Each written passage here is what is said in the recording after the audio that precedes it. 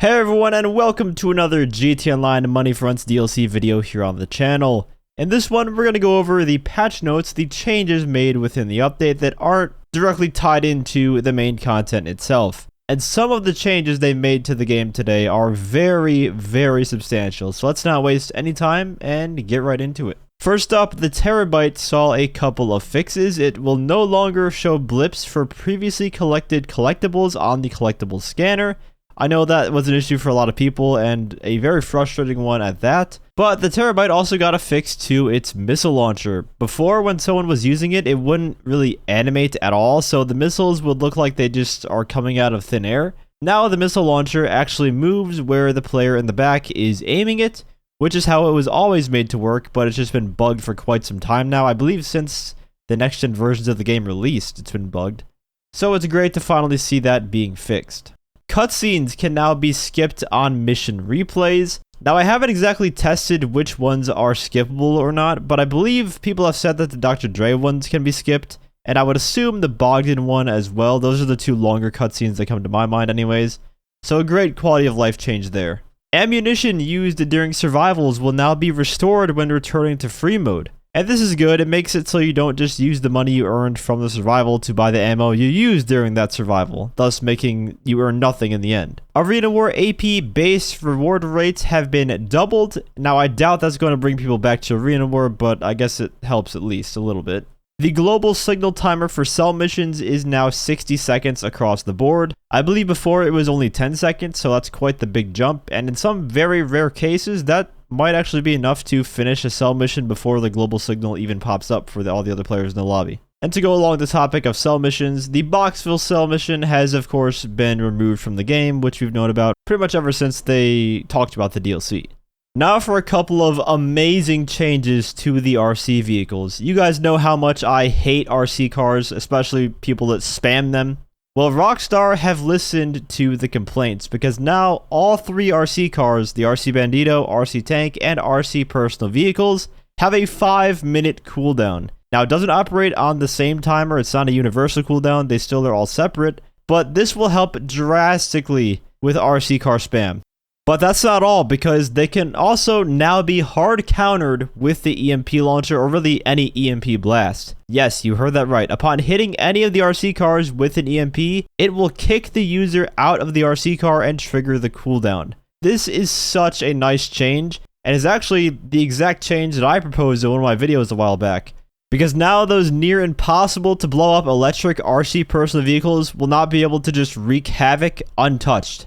It was super frustrating having an RC Virtue just harass you and kill you, and all you could do was shoot missiles at it and hope to blow it up, which would take forever because it takes 12 of any kind of explosive to blow that thing up. But now you don't even have to worry about blowing it up and paying the insurance premium just to get some RC spammer off of you. You can now just EMP it and it will trigger that 5-minute cooldown. So this will go a long way in PvP and also just give the EMP launcher a very good use in PvP.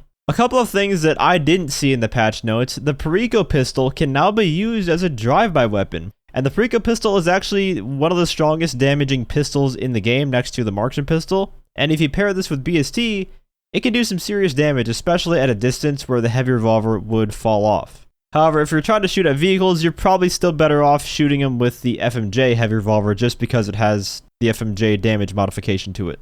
Now, do you guys remember how Rockstar added in this makeshift airfield in the Agents of Sabotage DLC, but how they didn't use it for a dedicated aircraft spawn point in free mode? Well, they have now changed that, and now you can spawn your personal aircraft there. Even the very large aircraft like the Alkanos, which is the biggest plane in the entire game that we can own. These have so few safe and open spawn locations, so it's just another huge win for the quality of life changes here. And it's yet another change that I also requested in one of my videos right after that update went live. One rather unique change is that you can now launch taxi work with a drift-tuned Ubermacht Cypher with the Drift Taxi livery equipped. So I guess if you want to do some taxi missions while drifting your way around, you now can with the Cypher. A ton of existing vehicles got the lock-on jammer treatment. I'm just going to go ahead and read them off to you right here, and they'll also appear on your screen.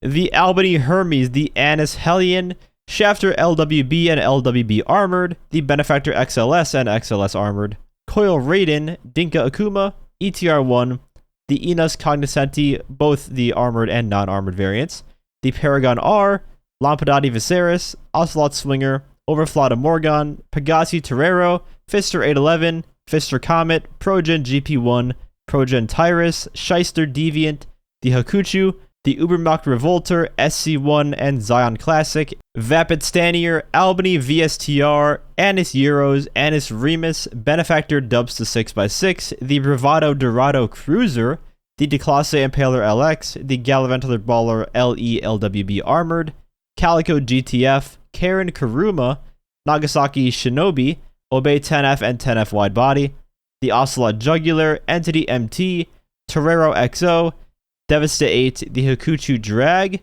Vapid Contender, Dominator, Dominator ASP, Dominator FX Interceptor, Dominator GTT, the Unmarked Cruiser, and the Western Reaver. All of those vehicles can now be equipped with a lock-on jammer at either the agency or the Vinewood Club garage. The Jester RR Widebody livery can now be removed from the vehicle if you go to the car meet, and it's also been renamed from the Jester RR Widebody to the LSCM Jester RR. And that's just a good change. Having a forced dragon livery wasn't ideal for almost everyone, and the car does look a lot better with that livery taken off, in my opinion. The PC Enhanced version saw some nice graphical improvements, namely the ray trace reflections and global illumination. They saw some new options to increase fidelity. You can see here from Videotech's footage comparing the two that the high resolution reflections just look a lot better and a lot less noisy. That was one of the common complaints with the ray trace reflections on the PC Enhanced version, so it's good they touched them up a bit and made them look better. But for the global illumination, they added an option for a second light bounce, which is a bit less noticeable, but it still makes the game just look that much better for the PC players. And from what I've heard, the performance hit isn't really that noticeable while using these new settings. So that's going to do it for the changes that were introduced to the game. Now I want to take the time and discuss some things that are very much still a problem though, and quite big problems at that, because as much as the update brought good changes, there are still also a few glaring issues that weren't addressed that I thought would definitely be addressed. First of all, the vehicle kit glitch. They tried to do a patch for this. I don't know whether or not it was in the patch itself or just in the background updates following the patch, but they did try to fix it, and unfortunately it still works, so people can still kick everyone out of their vehicles in a session with the Avenger thing. And the second thing is that the Cocoa D5 is still completely bulletproof. They did not fix the model of the vehicle, and since the vehicle god mode glitch still works, this is still going to continue to be a very big problem in lobbies until they finally address it, which at this point might not be until December, so that's really not good. But that is going to wrap it up for the changes made in the Money Fronts DLC. I'm sure as time goes on, there will be even more changes that we end up discovering, and if you happen to know any that I didn't cover in this video, please do let myself and everyone watching know down in the comments. If you enjoyed the video or found it helpful, feel free to leave a like, as well as subscribe to my channel for more gtaonline content. I also want to give a huge shout out to all of my channel members for your support. If you'd like to become a member for some exclusive perks, you can either use the join button or the link that's down in the description. And as always, thanks for watching and have a great day.